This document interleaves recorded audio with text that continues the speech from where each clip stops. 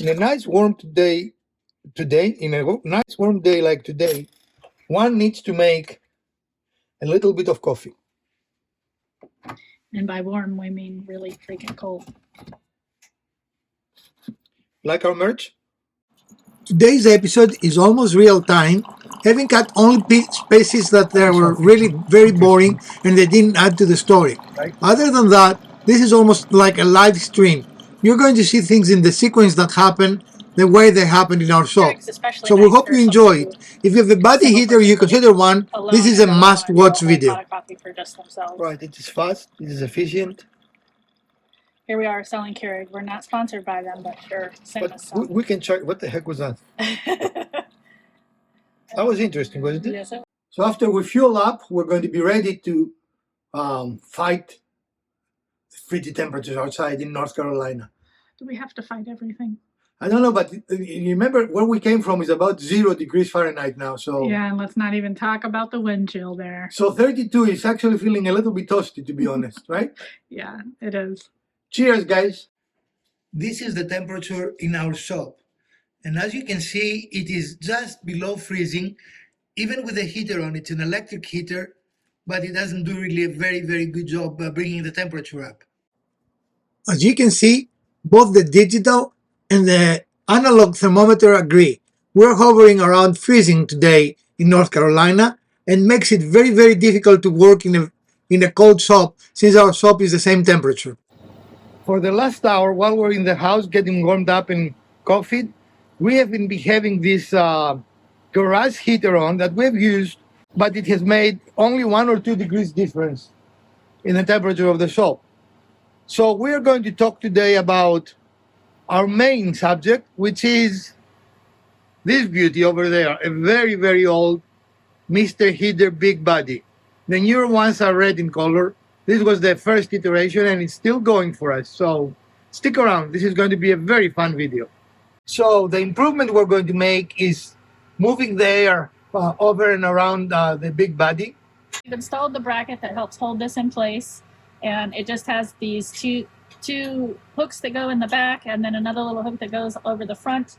And then this handy little device slides right in here and holds it in place. And the next step will be to light it. Mm-hmm. Make sure you read, understand, and follow all the included manufacturer's directions. We were doing it slightly wrong, but now after we read the directions, we think we have it. So we're going to put the fan on. And what is special about this fan? Does not require a power source. It does not require a power source. It is heat activated. And don't stop. I want to see how long it will take this to work. So the idea behind all these fans is that we've been very pleased with it, right?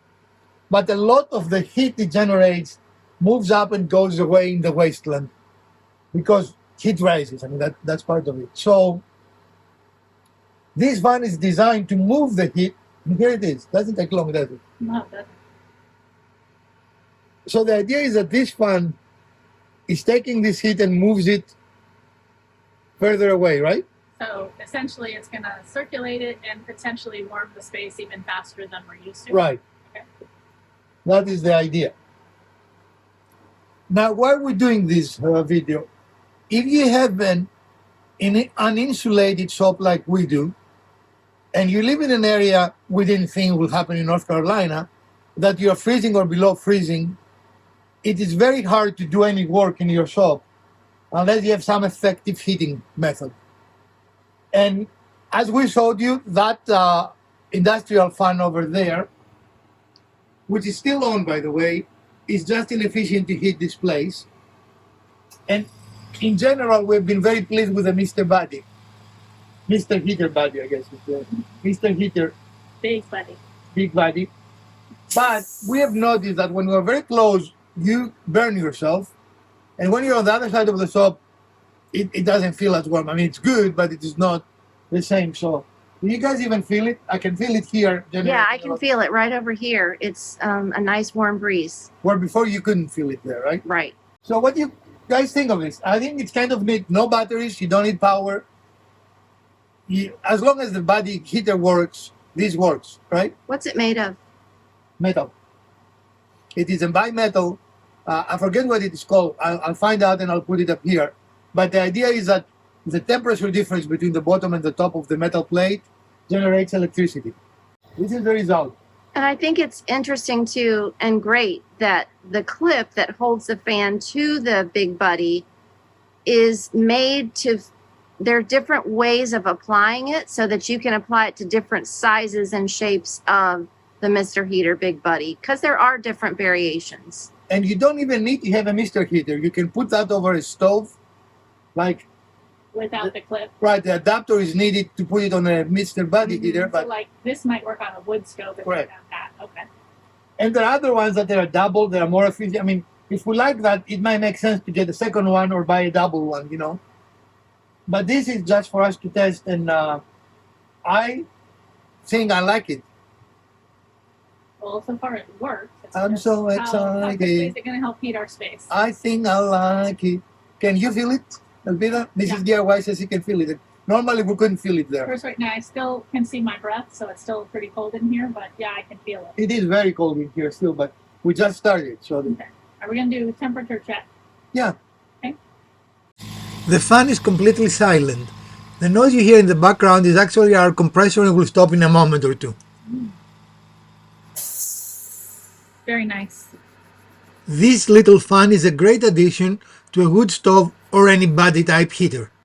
Only 10 minutes have passed and already the Mr. Body has raised the temperature by 10 degrees. I would say that is a success. Can't wait to see how high it gets. Okay, how high would it go? So we love our body heater, and it is powered by propane, and it is designed to be powered by those single pound propane bottles, which is fine, but then it gets very, very expensive, right? Right, to continue buying them over and over again rather And if than. you're in the shop for any real length of time, it's not convenient to change them out. Right, the heat will go out, you have to change them and so forth. So what a lot of people do, and we did initially, was to refill them. And you refill them using this device here. This attaches to your tank, your propane tank, and then your bottle attaches to this and you fill your bottle, right? Mm-hmm. Now, there are many downsides to this. As you can see, you cannot open and close the valve there. So you have to tilt this always, and if you have ever tried to do that with a full tank, this happens to be empty, so it's very easy, right? But the full tank is fairly heavy. So here's one of the bottles and empty.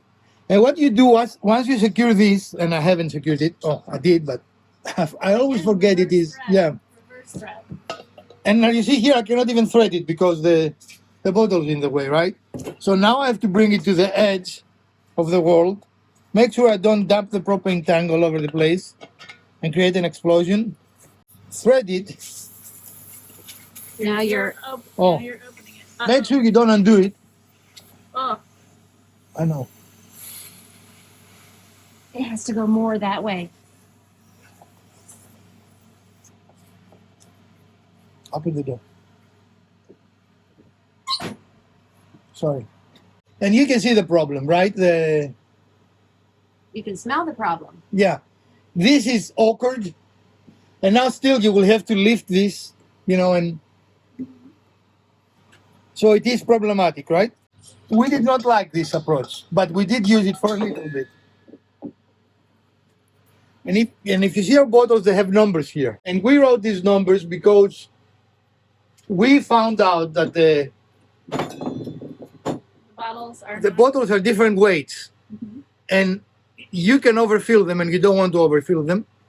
But you can weigh them, and we use the what's called a kitchen scale, and we will show you that in a moment. You can weigh them, and if you know how much the empty bottle weighs, then you can put exactly 1 pound in and not worry about overfilling it. So again, our soap smells a little bit like propane, even though this is fairly empty. Like, I think it is pretty empty, but still, you can see the problem, right? We did not like that. We did not like that at all. This is the first hose we use, but I did not want to detach it since we're using it now to feed directly from the propane tank to the heater, but can also connect the cylinder directly to the tank. And that solved the problem of having to fiddle with a bottle upside down and so forth. But we still had to open and close the valve every time we did a single bottle. And what you see here is actually our final choice. You see a filter here, and we run it directly from a 20-pound tank, and we're going to tell you why we reached to this conclusion, even though we're showing it to you backwards, because we wanted to show you chronologically what we did, right? Right. So we went from directly an adapter to the tank using a hose, and that took care of the problem you saw with when you tie something one direction, but then it unties the... Unties. Yeah. Unties, yeah. So It is a problem. So the tank has the reverse thread, but the other thing will have the straight thread, so counterclockwise and then clockwise. And so if you don't have them fully tightened, it can come loose, just like it did in our little demonstration. And propane smells like rotten eggs. It's pretty nasty. You'll know when you're smelling it. And that's, You don't want to breathe that for Right. more than a few seconds. right. So we had to vent our warming up shop. So does that work? Yes. Do we recommend it? No. Especially when it is very cold as outside is now. This, by the way, should happen outside. Right. We were just demonstrating. I didn't expect that I would actually turn it on and let propane out, right? Right. Which begs the question, is this not closed? Because that shouldn't have really That happened. is never closed, no. Oh, you mean probably not. Okay, well, let's see. Because that shouldn't have really happened either, right? Right. The propane came directly from the canister, not the tank. No, it actually is fully closed, but for some reason it was still venting the propane. So that's very interesting. Because really, if your valve is closed, ideally that's not going to happen, Right. It's correct? supposed not to happen, but as Right. we realize it does happen, right? It did happen. But in any case, for safety, never do it in a shop, especially with an open flame heater like we did. The main reason I asked you to open the door was not the smell. Right, it was to vent the To get the propane out so we don't get an explosion in here, which will get us really warm, but It totally would get us warm. it will have some other non-desirable effects. Right, right. So yes, this will work. I don't find it as the ideal solution, right? Right. The hose we showed you also works. However, it doesn't solve this problem. You have to turn it on and off every bottle. Mm-hmm. And again, in a cold weather, which is when you're going to do this operation, that becomes tiresome really quickly, right? Right. So our next process was this hose, which is a very similar hose, but with a valve in the bottom. Mm-hmm. And So- that allows you, yes, go ahead. Right. So go ahead. Allows us to open and close the flow by the bottle versus by the tank, Right. So what we did was attach this end to the tank here. right? You can have it turned on at the valve so you're not tilting it back and forth. And then this is your open and close valve, which did improve the process somewhat when we were doing Actually, a lot, I think, because now Yeah. you don't accidentally remove the valve, and all you have Yeah. to do is open it, Mhm. allows you to put the tank down, which allows an easier and faster filling. Right, because you do want the tank you're filling to be lower than the one you're filling from. And it is easier to do because there's a bigger, a normal kind of thing, right? Thing. So this is a clockwise attachment because it goes over the valve instead of inside the valve, Right. which the other one did.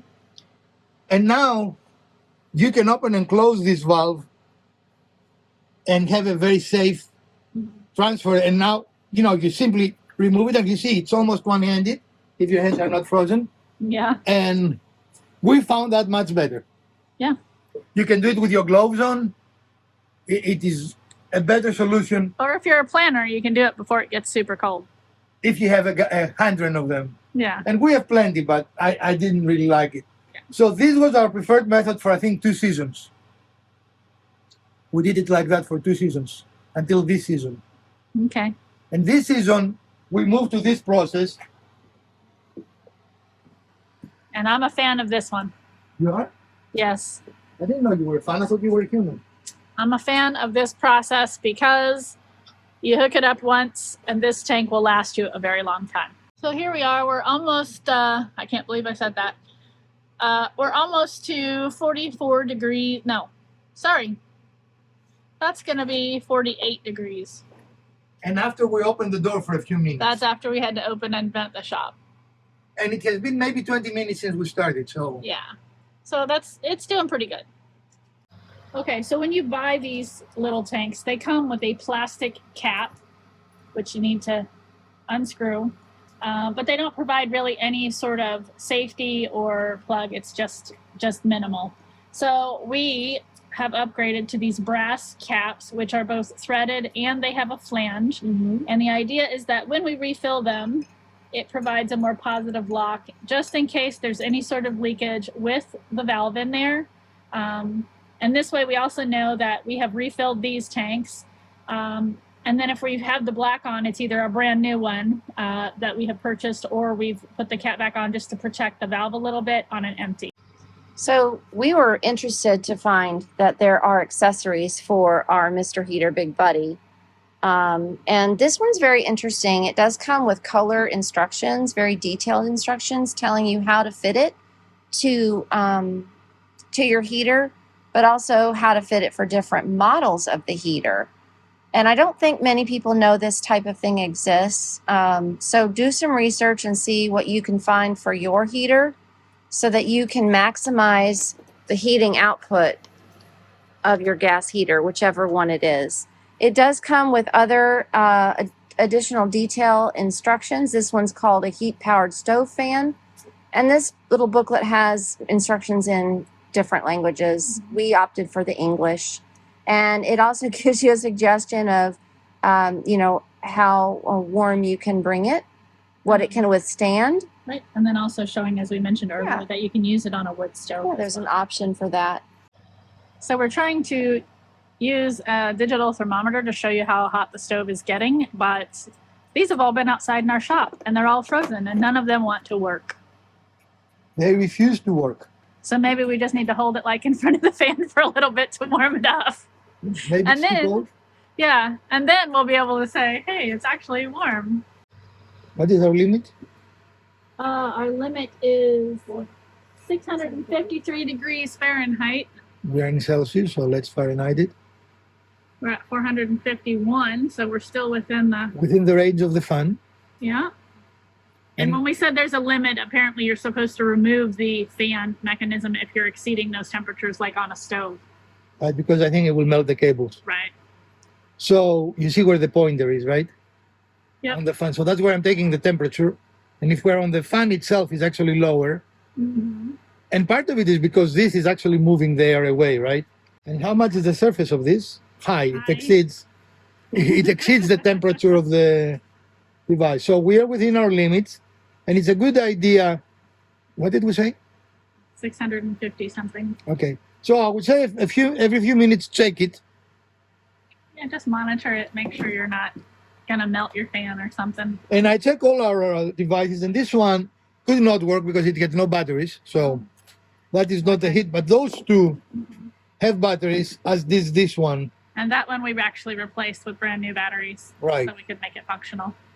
But even standing over here, I'm probably 3 feet away from it, and I'm getting a nice warm breeze from the fan. Right.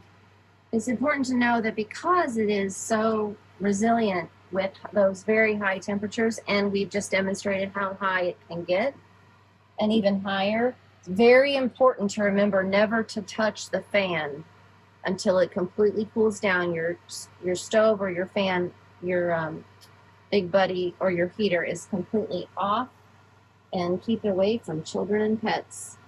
Absolutely. And let me show you the difference. You see on that side there, it is 113, 16, about 115 degrees, right? Uh-huh.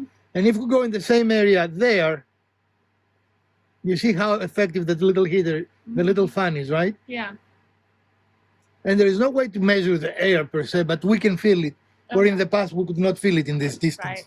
Right. The only way you could feel it is if you were basically standing right next to it. So how much this wonderful device costs? The answer is variable. This specific one I purchased for $20. This is not actually sponsored. We spend our money, our channel money to buy these. And frankly, I have seen them as high as $150, right? I don't know what the difference is. I mean, this seems to work very well to me. I don't see what a more expensive one will give you. Do you, ladies? I mean, I cannot see on a device like that spending another $130. No, not at all. It's very effective. I don't see what you will gain. However, I can see what I would have gained had I spent $10 more, which is the dual fan model. Because as we demonstrated clearly that it is much, much cooler here. Actually, you can feel it if you put your hand versus here. And so the dual fan would have been very nice to give us that much more circulation. I think so, yes. I mean, I can feel it even on my hand when it is here versus here. Yeah. It is very clear. So $20 to $150 is the range I've seen. I would say if you're up and around and you find one of those things in, let's say, a restore or a place like Ollie's, a discount store, do you think it's worth $20? Absolutely. Definitely, it would be worth it to me because, you know, these cold days where we're, you know, out in the shop for hours on end, it will make a significant difference in our ability to stay comfortable. And since we're talking about the Mr. Body, one of the things that is really cool about this heater is that it is indoors rated. So it can be used as an emergency heat source. If we were to lose power, that can be used inside, right? It has a carbon monoxide sensor that will turn the system off if for some reason your carbon monoxide level is rising. It has an oxygen level sensor that will do the same thing. If the oxygen is depleted in your room, it will turn itself off. And of course, it has a tip sensor that I think is very sensitive. If we try to move this thing, it will turn off. Yeah. So it is safe for indoor use. I would say in our shop, I'm not concerned at all because we have constant ventilation with our fan. But if you use it as an emergency heat, having a CO detector that alarms, especially if you plan to sleep with it on, will be something I would do, even though it has those sensors, right? Yeah. You don't want to risk it. Another negative of the heat body, not of this, which I think this actually makes a little bit better because it is not as bad here anymore, is that it gets very hot. I almost got a sunburn one of the previous Saturdays that I was very close without any clothes on, and my hand turned nice and bright red, right? When you are close to it, it feels warm. Now with the fan, it feels warm faster. Like we're here and we can feel it. Thoughts on the Mr. Body? We had it 10 years or so. I don't know what they've changed other than the color. They seem very similar to me, the new ones, right? Very similar. And of course, because progress, the price has increased, almost tripled from when we bought it. It was a very, very affordable process. And we use it in our old shop in Kansas, right? Very, very pleased. And unfortunately, we have not been very loving to it. As you can see, it has a little damage. It has gone through a couple of moves. And we're not the gentlest people with our tools, right? So overall, I would say the Mr. Body is very well built.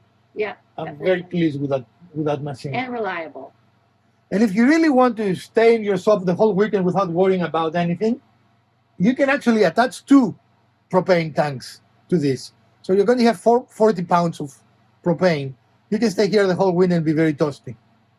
In fact, we have known in the past that after a couple of hours, we had to turn it down. Even in this space without insulation, it makes the as long space as we're cool. not opening those doors and venting out, Right. then yeah, we can get very, very comfortable in here. We talked about convenience and we talked about a lot of things, but how about economy? There is no question that having those little bottles around and full is kind of convenient, right? You don't have to mess with hoses or anything like that. However, depending on the area you live, you're going to find 2 of them from I think $10 to $16 in Walmart, or 4 of them from $19 to $25, right? In our area. If you live in California, probably you double that. I don't know. I mean, you know, and possibly you can find it cheaper. But a propane tank in our area to refill is about $19. So you have 20 pounds for $19, or best case scenario, let's say 4 pounds for $20. The economy is there clearly, right? How about these hoses though? How much this thing costs? Well, the hoses, this is a little more expensive because it has a valve. Okay. The one we use on the body heater right now is cheaper because it doesn't have the valve. Mhm. And you can find those in the $15 to $17 range. So still about 2 bottles of this. Mhm. So that is not a bad deal, right? But you can use it for many years. Oh yeah, it is. It is one and you're done. Also, if you use the hose, Mr. Buddy recommends that you buy a filter. And the reason is not the propane tank, it's the same propane. The reason you need a filter is that there are chemicals in the hose itself that can actually gang up the heater. And we have only used it this year, so we don't see any problem so far, but we are using the filter. We did not use it, but maybe one weekend without the filter. And if you use these, then you wouldn't need to worry about the filter because there is no hose. Right. But some people mistakenly say the problem is that the 20-pound propane tanks are polluted. Well, if that was the case, if you refill those, you would need a filter too, but you don't, right? Because you refill them for 40-pound propane tanks. The legalities. Is this legal? And there is a fine line here. It is illegal to transport a refill tank. It says it here in the label somewhere, and I will find it show you in a moment. But it is not illegal to refill it because we live in a country that laws makes no sense. It is legal to buy fireworks for 4th of July, but it is not legal to use them. Right. Go figure, right? So for this, not illegal to fill them, but you cannot put them in the car and drive around with them. Once you refill them, that becomes illegal. So here's the little section under handling and storage. It says federal law forbids transportation if refilled. Penalty up to $500,000 fine and 5 years imprisonment, and it gives the code there. And again, the illegal part is the transportation of the cylinder, not the filling. Mm-hmm. Now, the manufacturer does not recommend you refill it because why would they? They lose a lot of money by refilling. They don't benefit from Right. reason it. But it is not illegal to refill them. Again, it is illegal to transport them.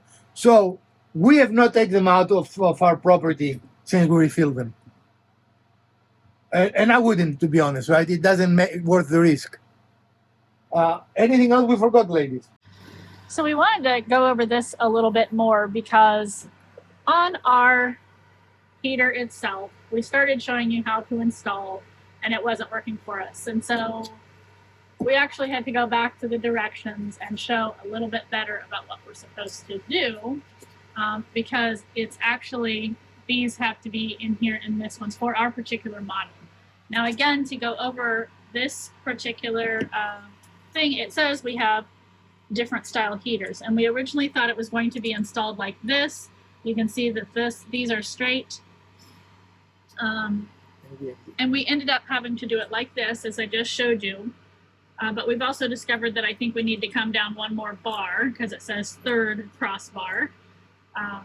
So it needs to come down one more to maybe be a little bit more straight on this heater, but even with it with that slight tilt, it's still been very, very effective. But we just wanted to call to your attention that there are a couple of different methods for installation here, even though we didn't show that super clear in the video. And also, It's each based on each model, Right. as to which one you would follow. and to help you how you will know your model, because I had to look, it's suitable for 9BX, 12HB, and 19B heaters, right? 18B heaters. And I had to go on the internet and find, because nowhere in our heaters say anything but big body, right? That's anything else. So what I discovered is the 9BX is the 9,000 BTU, the 12HB is the 12,000, and the 18B is the 18,000 BTU.